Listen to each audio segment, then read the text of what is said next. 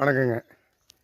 இதுதான் இனிப்பு ரகம். இனிப்புனா துவர்ப்பு கம்மியாக இருக்கும், இனிப்பு கொஞ்சம் கூடுதலாக இருக்கும். இதுதான் நான் போன வருடம் போட்டு கொடுத்தது நாற்றுகள். இந்த வருடமும் எடுத்துருக்கிறேன். சரி, மரத்தை பதிவு பண்ணிடலான்னு.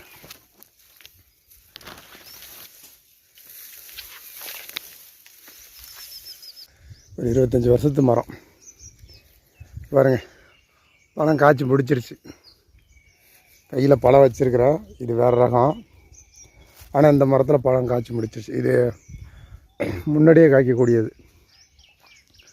ஃபுல்லாக ஈஞ்சிருச்சு. இப்போ போன வாரம் தான் வந்தேன், ஈஞ்சிருச்சு மரம். முதல்லையே காய்க்கும், நல்லாயிருக்கும்.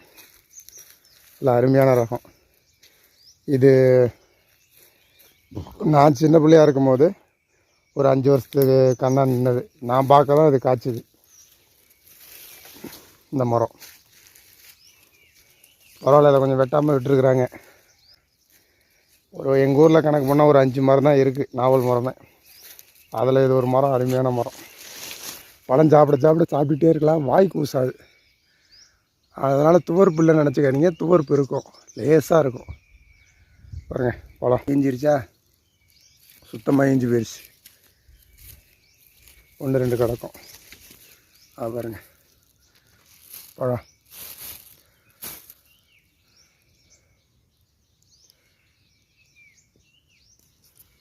ஈஞ்சிருச்சு, ஃபுல்லாக முடிஞ்சு. மரத்தோட மொத்த அழகையும் பார்த்துங்க, மொத்த உயரத்தையும் பார்த்துங்க.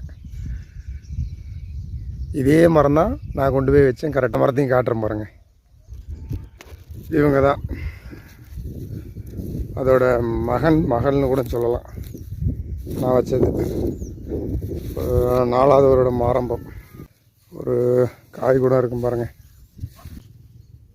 தெரியுதுங்களா? இந்த ஒரே ஒரு கிளையில் மட்டும் ஒரு 3 காயை என்னமோ வச்சுருந்தது. அதில் 2 பறித்து சாப்பிட்டேன். இங்கே 2 இருக்குது, அவ்வளோதான். இதை நான் பார்க்கவே இல்லை.